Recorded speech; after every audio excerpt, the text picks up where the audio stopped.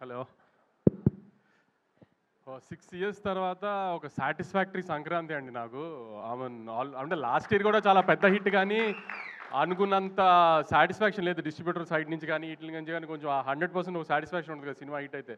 Last year చాలా మంచి cinema తీసాము, చాలా టెక్నికల్గా స్ట్రాంగ్ సినిమా తీసాం, కానీ అంత సాటిస్ఫాక్షన్ లేదు. ఈసారి మాత్రం ఆఫ్టర్ 2020 అలవై కుటుంబం అంత సాటిస్ఫాక్టరీ సంక్రాంతి నాకు. దానికి ఇలాంటి సంక్రాంతి మళ్ళీ ఇచ్చినందుకు ఆడియన్స్కి ఐఎమ్ రియలీ గ్రేట్ఫుల్ అండి. ఆడియన్స్తో పాటు ఈసారి ఏంటో ప్రతిసారి నన్ను బాగా ప్రేమగా చూస్తున్న నా మీడియా కూడా ఈ సినిమా నాకు ఆడాలి అని చాలా గట్టిగా కోరుకున్నారు అందరూ. దానికి మీడియా కూడా చాలా థ్యాంక్స్ అండి.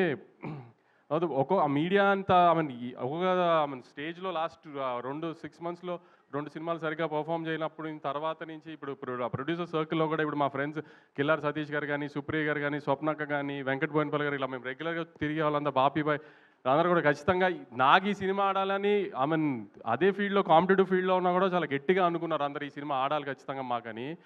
సో వీళ్ళందరూ బ్లెస్సింగ్స్తోనే యాక్చువల్లీ ఇంత హెవీ కాంపిటీషన్లో వచ్చినా విత్ స్టాండ్ అయ్యాం గట్టిగా. తర్వాత ఒక 72 hours నుంచి మా ఫ్యాన్ బాయ్స్ అంతా ఒకటే డ్యూటీ చేస్తున్నారు గ్రూపులు, సోషల్ మీడియా అంతా. ఫ్యాన్ బాయ్స్ అంటే మరి నా ఫ్యాన్ బాయ్స్ అలా అనుకోకండి, ఎవరి ఫ్యాన్ బాయ్స్ మీ అందరికి బాగా తెలుసు.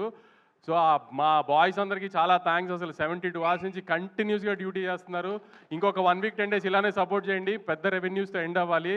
మీకు ఎలాంటి రిటర్న్ గిఫ్ట్ ఇవ్వాలి, ఎంత రేంజ్లో ఇవ్వాలి అనేది నాకు బాగా తెలుసు. త్వరలో అవన్నీ అనౌన్స్ చేస్తాము.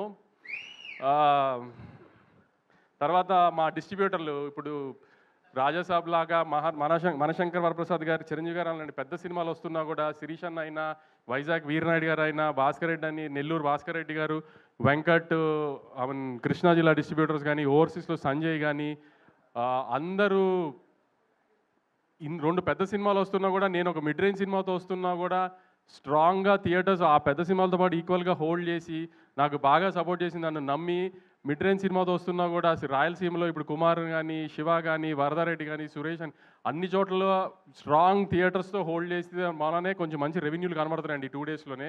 ఇప్పుడు మా హీరో కానీ, చిన్మయ్ కానీ, హీరోయిన్ అంతా ఎక్సైట్ అయిపోతున్నారు 41 crores గ్రాస్ అని. అదంతా మా డిస్ట్రిబ్యూటర్లు మిడ్ రేంజ్ సినిమాని కూడా అంత గట్టిగా నన్ను నవీని నమ్మి అన్ని థియేటర్స్ హోల్డ్ చేశారు. దానికి చాలా థ్యాంక్స్ అండి డిస్ట్రిబ్యూటర్స్ అందరికీ. సారీ, నేను యాక్చువల్లీ సంక్రాంతికి సినిమా వేసి కొట్టాలనేది ఒక నాకు ఈగో. ఎందుకంటే ప్రతి ప్రొడ్యూసర్కి ముందు సంక్రాంతికి సినిమా పడి హిట్ అవ్వాలి, దానికి డిస్ట్రిబ్యూటర్ కమిషన్ వస్తే అది పెద్ద హిట్ అయితే అది ఒక చిన్న ఈగో సాటిస్ఫాక్షన్ కదా. సో అది 2-3 మధ్యలో 2 సార్లు మిస్ఫైర్ అయినా ఈసారి దాన్ని 100% లేకపోతే 1000% సాటిస్ఫై చేసిన దానికి నాకు పూర్తిగా సపోర్ట్ చేసిన నవీన్కి వెరీ థ్యాంక్ఫుల్ యాక్చువల్లీ. ఎందుకంటే ఎప్పుడు సినిమా వచ్చి పోవటము, హిట్ అవ్వడం అని ఒక, కానీ సంక్రాంతి టైంలో వచ్చిన సినిమా ఇప్పుడు ఆడడం అనేది కొంచెం ఈగో ఫ్యాక్టర్ అయిపోతుంది ఎవరికైనా, ప్రొడ్యూసర్కైనా, డైరెక్టర్కైనా, హీరోకైనా అందరికి. ఎందుకంటే సంవత్సరం అంతా అది గుర్తుండదు సంక్రాంతికి వచ్చిన సినిమా అన్నట్టు లెక్కలో. సో అందుకని ఆ టైంలో హిట్ కొట్టడం అనేది చాలా ఇంపార్టెంట్ అందరికీ. సో నా ఈ 2026 జర్నీ సక్సెస్గా స్టార్ట్ అవ్వడానికి దానికి నాకు చాలా హెల్ప్ చేసిన నవీన్కి ఐఎమ్ రియలీ థ్యాంక్ఫుల్.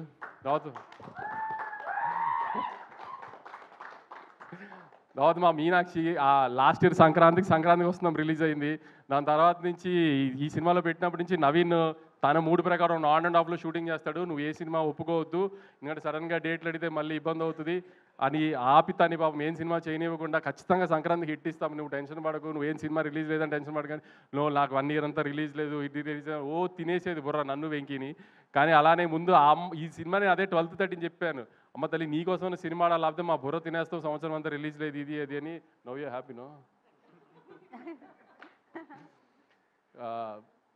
తర్వాత చిన్మయ్ మారి డైరెక్షన్ దగ్గర ఎక్కువ ఫీల్డ్లో ఉండేవాడు, కానీ క్రియేటివ్ స్పేస్లో సీనుల దగ్గర ఇదంతా చిన్మయ్తోనే డిస్కస్ చేసేవాళ్ళు. ఏమైనా డౌట్ ఉన్నా ఏదైనా నవీన్తో పెట్టుకుంటే ఏదైనా డిస్కషన్ మొదలు పెడితే ఒక చిన్న బిట్ గురించి 2-3 గంటలు మాట్లాడతాడు. అంత ఓపిక ఉండేది కదా నాకు ఫోన్ పట్టుకుని మాట్లాడడానికి.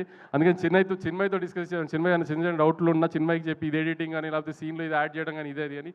Chinmay was very supportive last 1 year నుంచి. ఎందుకంటే నాకేం డౌట్ ఉన్నా తనకి చెప్పేవాడిని ఫస్ట్. సో ఆ సెన్స్లో ఆల్మోస్ట్ నాకు తను డైరెక్టర్ సినిమాకి. మారి ఎక్కువ ఫీల్డ్లో ఉండేవాడు, ఫీల్డ్లో పెద్ద నేను వెళ్ళి వాళ్ళని అడిగేదే ఉండదు కాబట్టి ఆవిడ్ రూమ్లో ఉన్నప్పుడు ఎక్కువ డౌట్లు తను అడిగేవాడిని. సో తను కూడా అసలు నేను అదే చెప్పాను, ఈ సినిమా హిట్ అయితే నేనే లాంచ్ చేస్తాను సినిమా, నేను డైరెక్టర్ కానీ. తర్వాత నేను ప్రీ రిలీజ్ ఇంటర్వ్యూలో మన గ్రేడాంధ్రమూర్తి గారికి ఒక ఇంటర్వ్యూ ఇచ్చినప్పుడు నేను చెప్పాను, నేను లాస్ట్ 2 సినిమాలు సరిగ్గా ఆడలేదు కాబట్టి ఈ సినిమా నేను రిస్క్ తీసుకోదలుచుకోలేదు, అందుకే త్రివిక్రమ్ గారిని ముందే ఇన్వాల్వ్ చేసి సినిమా చూపించాను.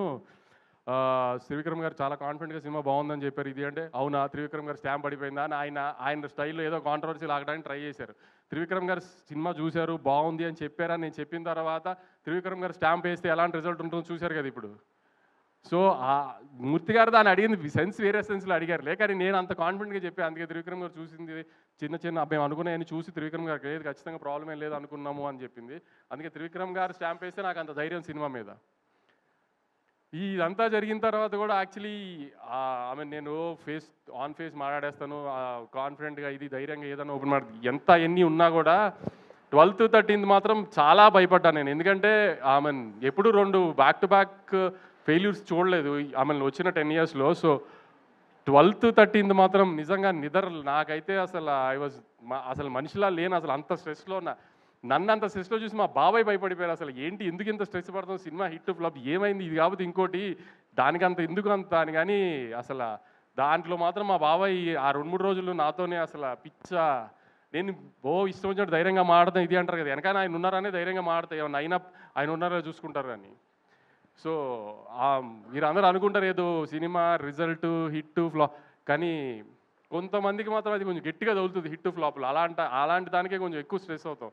సో ఆ స్ట్రెస్ నుంచి ఇప్పుడు మొహంలో మీరు 13th రోజున ప్రెస్ మీట్కి ఇవాళ ప్రెస్ మీట్కి మొహంలో తేడా తెలుస్తుంది మీకే అబ్జర్వ్ చేస్తే. అంత స్ట్రెస్ పడటంలో ఈ సినిమాకి సంబంధించి.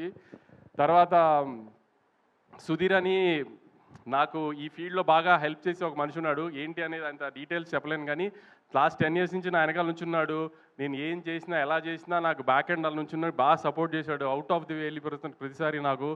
సో అతను కూడా నాకు సక్సెస్కి తను కూడా చాలా ఇంపార్టెంట్, నాకు సక్సెస్ రావడం తనకి కూడా చాలా ఇంపార్టెంట్. అలా అన్ని రకాలుగా తను కూడా నాకు వెనకాల నుంచి ఈ సినిమాకి అంత సపోర్ట్ చేశాడు మొన్న 13th.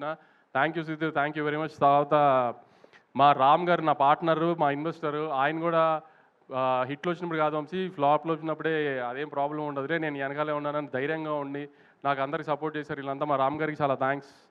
ఇంకేమన్నా మిస్ అయ్యి ఉంటే ఐఎమ్ రియలీ సారీ. మిక్కీ ఎప్పుడు ఏది ఓపెన్గా మాట్లాడడం నాతో, ఇది బాగుంది అది బాగాలేదు ఎప్పుడు ఏం డిస్కస్ చేయడు, కానీ 10th 9th final mix check చేసేసిన తర్వాత నాకు వాయిస్ నోట్ పెట్టాడు. ఇప్పుడే 7-3 అంతా చెక్ చేసేసాను sir, I think we have a big winner on hand అని. ఫస్ట్ టైం మిక్కీ దగ్గర నుంచి అలాంటి ఒక వాయిస్ నోట్ కానీ అలాంటి ఒక జడ్జ్మెంట్ విన్నా నేను. తన పాట కూడా తను బాగుంది కదా, మీకు ఏం ప్రాబ్లం లేదు రిలీజ్ చేసేసి కదా అంటే యా సార్ అంటాడు, కానీ super sweet song block buster song వేసేయండి బయటికి అలా మాట్లాడు. అలాంటిది మిక్కీ చెప్పాడు ఫస్ట్ టైం నాకు. దాని తర్వాత నాకు చమక్ చంద్ర ఈ సీన్లు మాత్రం కొన్ని ఇట్లా పాలిటిక్స్ దగ్గర వాకింగ్ సీన్ కానీ ఇది కానీ I really love them a lot. Yuvraj మీకు ముందే చెప్పాను, నా గుడ్ లక్ చామ్ యువరాజ్తో నాకు 2 కమర్షియల్ బ్లాక్ బస్టర్స్, ఇది రెండోది. ఇంకా తర్వాత మా టీమ్ మురళి కానీ నాని కానీ విఎంఆర్ కానీ నన్ను హింస పెట్టడానికి, నాకు సక్సెస్ వచ్చిన ఎంజాయ్ చేయడానికి అన్నిటికీ 12th 13th నేను పడిన హింసల్లో నన్ను ఇంకా హింస పెట్టడానికి మ్యాక్సిమం ట్రై చేశారు వాళ్ళందరికీ కూడా చాలా థ్యాంక్స్. ఇంకా సందీప్కి, వేణుగోపాల్కి, వంశీకాకాకి వీళ్ళందరూ బ్యాక్ ఎండ్ నుండి 5 సినిమాలు వస్తున్నప్పుడు సినిమాని జనాల్లోకి తీసుకెళ్ళి ప్రమోట్ చేయడం కూడా చాలా కష్టం.